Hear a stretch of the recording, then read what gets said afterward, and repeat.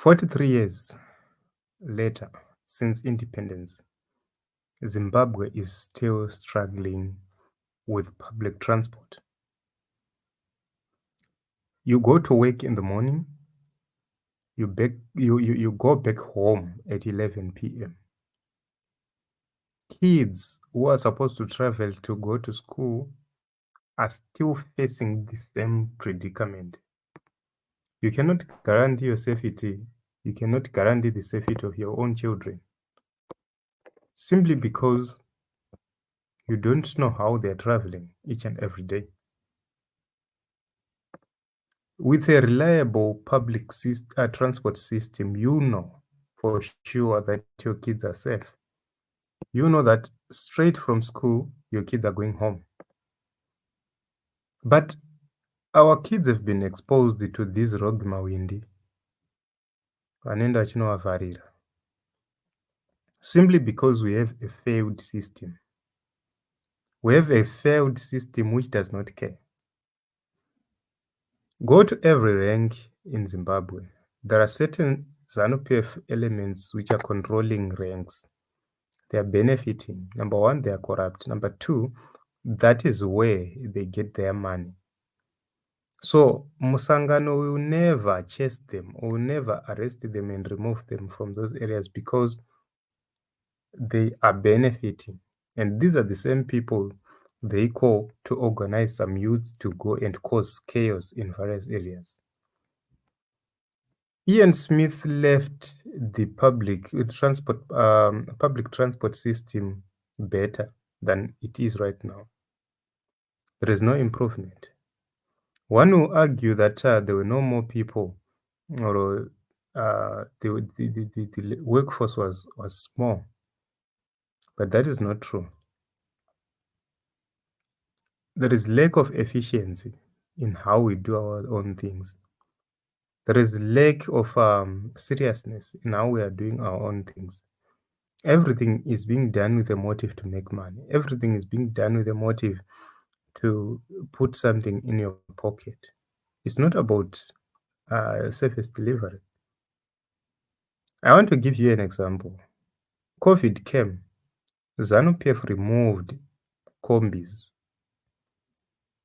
Combis were now more reliable around the Mugabe era. But all the gains of GNU were washed away. Combis were removed from the road. They brought back soap cores. The monopoly was brought back.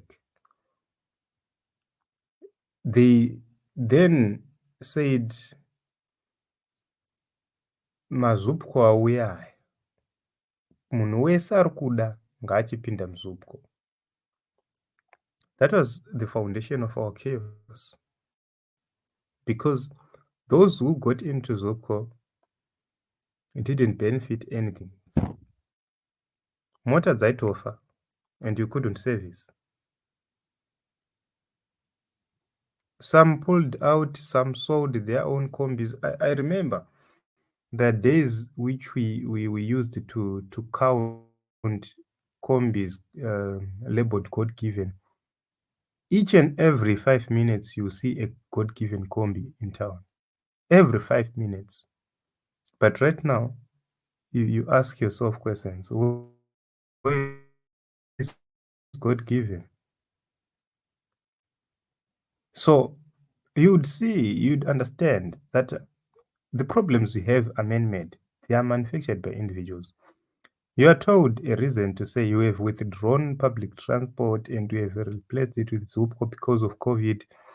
Vanhu vari kufemerana mugodzi. But in the same Zupco combi, you'll be seated likewise. In the same bus, mune muchifemerana ugodzi nestanding.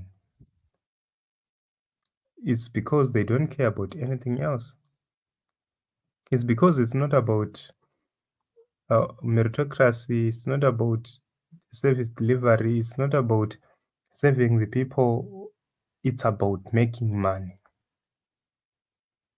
So you'll be told all sorts of things and you believe, but you are just believing useless people. These are the buses which are there during Smith regime. These are the buses. We grew up aya mabhazi aya kunditonana mungana namusasi wachimhanyira naye. Zupco yanga ine bhazi rakadai so iri raya neyellow neblue, menu cream whatever, but it's no longer there. The kind of Zupco we are seeing right now is now being used to bus ZANU-PF supporters to rallies.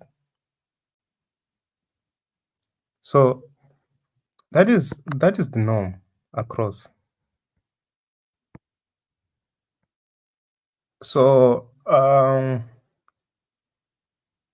we have to change how we do things. We have to change how we do things. We have to make sure that we change. You know, I always see people giving makombi mhosva kuti makombi anjaja mari anoda vanodi, but it's a matter of regulation. You know who the owners of these combis are, because for a combi to operate, it must have white plates, it must have permit and all other compliant documents. You have to know who owns this combi. And you must make sure that you hold that person accountable. Whenever you see that combi committing a crime, hold the owner accountable, because the owner is the employer.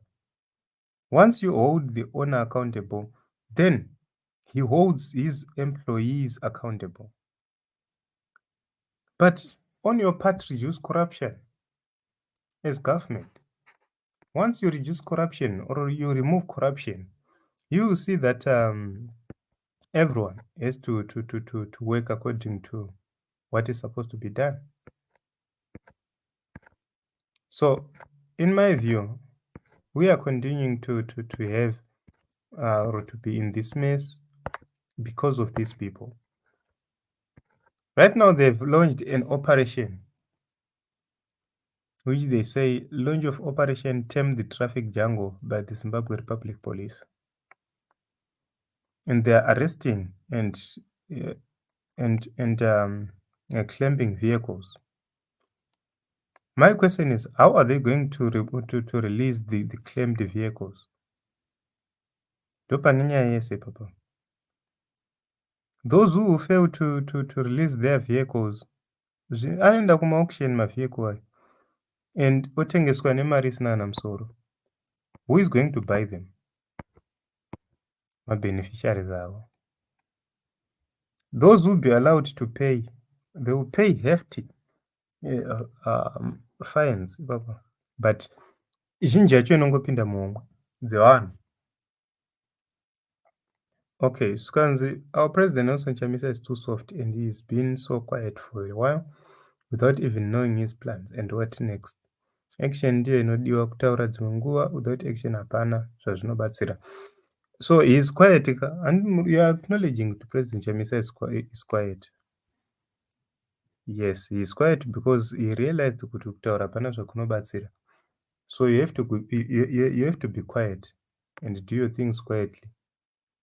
So those who you see speaking, ndo kama MP yenyu makaelect regai vatauri, whilst those who are supposed to be planning are planning quietly and silently kusvika zvanaka.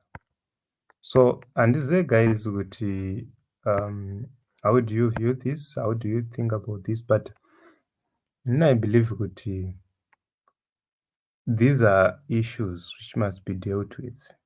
Hans Panapana Dexter, the urban mass transport system is a preserve of urban councils, but they have failed to deliver. No, they have not failed.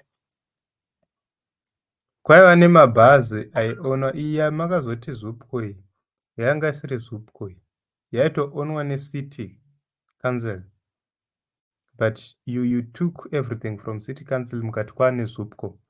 It's not the city council yakairemova that nindiyo, but like father, like son, you always blame others. So, amen, guys. but zvinosiririsa. Vana vechikoro, vabereki, everyone is struggling. Paunosvika kumba kune kwalate, you don't have time with family, things happening, but nobody cares. It's time for change, Team Zimbabwe.